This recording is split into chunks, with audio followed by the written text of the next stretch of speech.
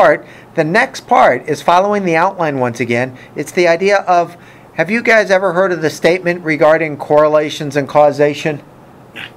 There's always a statement people make. Beverly, what's the statement?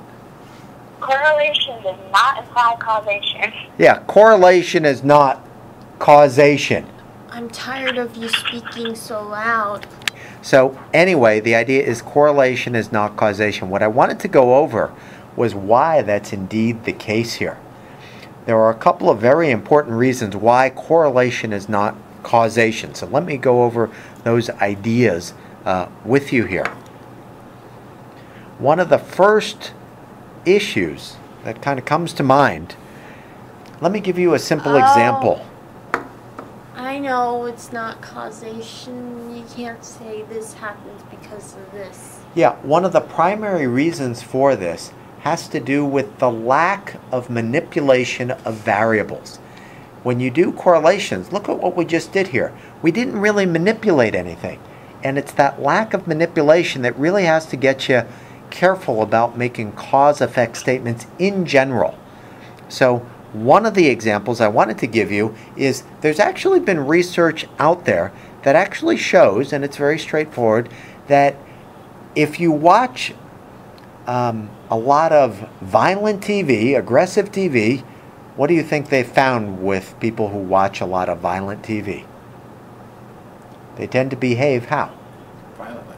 Yes. Research has shown, as a correlation, the more violent TV you watch, the more aggressive you'll actually be behaving. So the aggressive behavior is one variable, the watching TV is another variable. Researchers in psychology would like to make what sort of statement if it was a causal thing? They'd like to say Watching TV increases violent crime. Yeah, and they'd like to say that watching violent TV causes aggressive behavior.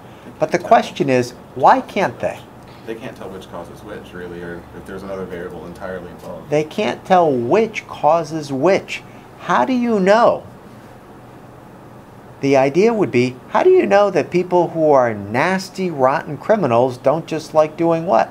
Watching nasty, violent TV. Yes. How do you know that people who are not just naturally aggressive just like watching violent TV? That problem is called a directionality problem. It's called directionality. How do you know if A causes B?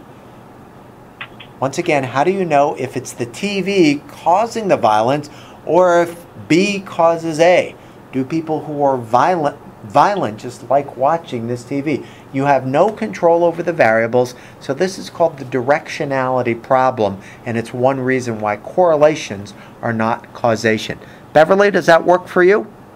Mm-hmm. Okay, very good. The second issue is also on the outline here. It has to do with churches and crime rate.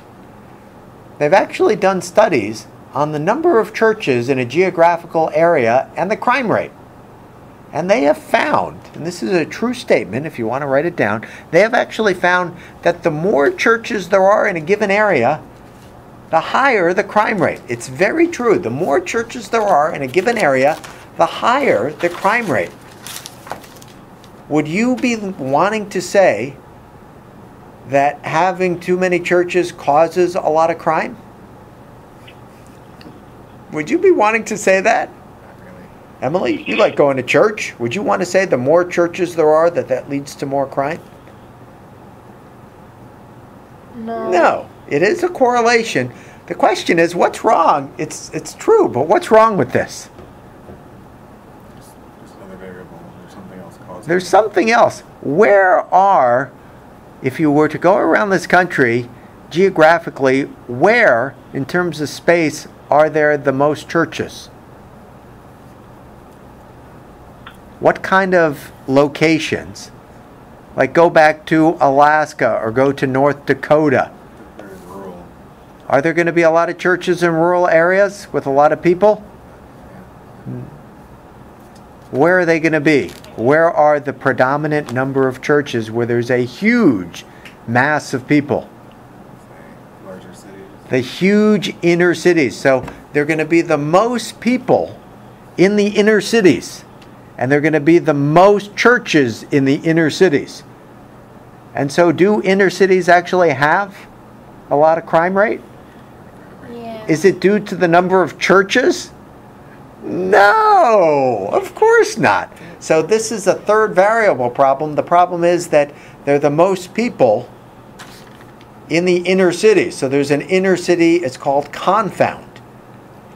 It's not the fact of the number of churches is causing the crime rate. It's because there are a lot of churches in, inner cities. I don't think we need to name names here. A lot of them on the eastern seaboard. Beverly, does that work for you? Mm-hmm. Maybe two other problems to talk about. One, and I actually have a data set for it below. Take a look at that data set with temperature. This is from the 60s. Temperature and the number of riots. Can you see that data set below? How does that data set look with the temperature on any given days and the number of riots? This is from the South in the 60s. What does it look like is going on there, Drew? Looks like the what we were talking about earlier. What's his name's principle? As the temperature goes up, riots go up, but only to a certain point. Yeah, as temperature goes up from 60 to 90, riots go up. But if it goes up to 100, riots go down because it's too hot for people. If you have a curvilinear relationship, it's not good to do a Pearson product correlation. If your relationship is nonlinear, you shouldn't do it. If you look at What was the first part you said? if you have a nonlinear relationship, before a that. curvilinear relationship, if you look at the curve. curve, C-U-R-V-I, linear. It's one of my favorite Oh. words. Sorry, a lot of word salad here. It's not good to do this. What does that mean? That means if it's riots, it would kind of go up and circle back down. It's a circular function. If you look at the example with BMI and snoring, that's kind of linear. It's kind of linear there. It's kind of, as BMI goes up, so do snoring episodes. It doesn't go up and come down. Oh. The final example. You should not do this or cannot. You should not do a Pearson correlation. The final example, and this one isn't in the notes, but I'm going to give it to you anyway. This has to do with one of my former favorite actors who's no longer on my favorites list. Anybody familiar with Tom Cruise? Beverly, familiar with Tom Cruise? Yeah, a little bit.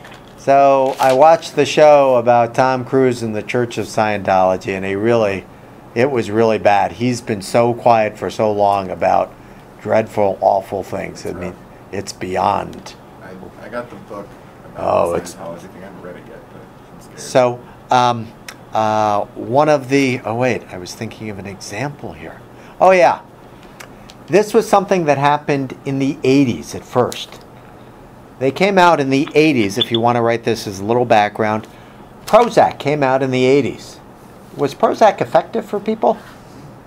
Yeah, Prozac really helped a lot of people. It helped with mental illness and problems that people had. And it really helped with depression. But one thing that the Church of Scientology is convinced of is that medicine should never be used for anyone. And so what the Church of Scientology did, and if you want to write this down for the idea, what the Church of Scientology did, they actually found 5 people who were taking Prozac, and at the same time, these people were suicidal. Scientology? The Scientologists found 5 people taking Prozac who were suicidal. And guess what they wanted to assert? And they put all these people on these talk shows. Guess what they wanted to assert, Drew? Prozac made you suicidal. They wanted to assert that Prozac was causing the suicide. They wanted to say correlation shows causality. So they wanted to say, hey, these 5 people that were on Prozac, and look, they're suicidal. This drug must be causing suicide. Is there anything wrong with that logic? Beverly, anything wrong with that logic? The problem was already there, so they can't necessarily say that the drug is what was causing it. Yeah, they can't say it was causing it. I didn't hear your logic again. Can you say that one more time? Well, the problem, they already had the problem when they were put on the drug. Yeah, you don't know if these people, and as it turns out, these people were suicidal before they were on Prozac.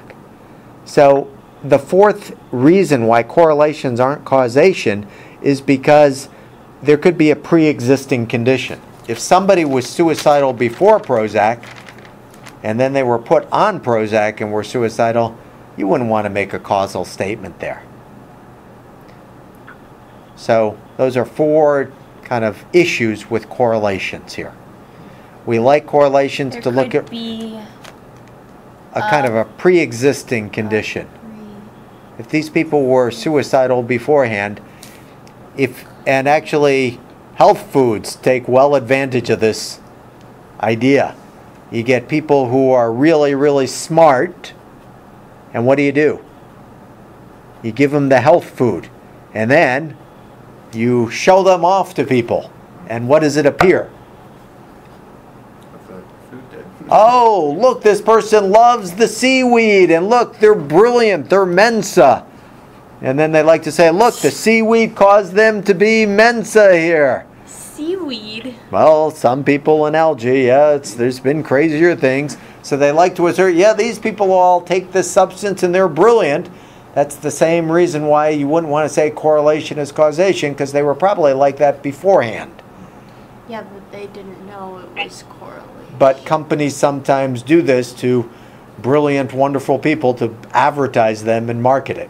Correlation is not Exactly. causation. So you don't know that. So you don't know that for sure. But if there was a pre-existing You don't condition, know when they're doing the commercial if there was a correlation. right, but they're trying to market it. Oh, look, it's showing that they're taking this. You draw your own conclusion. Yeah, right. So anyway, you got to be careful of that. In summary then, correlations are useful. You don't have to manipulate variables. You measure them continuously, but you have to be careful with causality. And you should know the reasons we talked about here. So I think that's going to cover it. I'm not actually going to do the little book examples here because we've covered our main stuff here. So I'll stop the recording now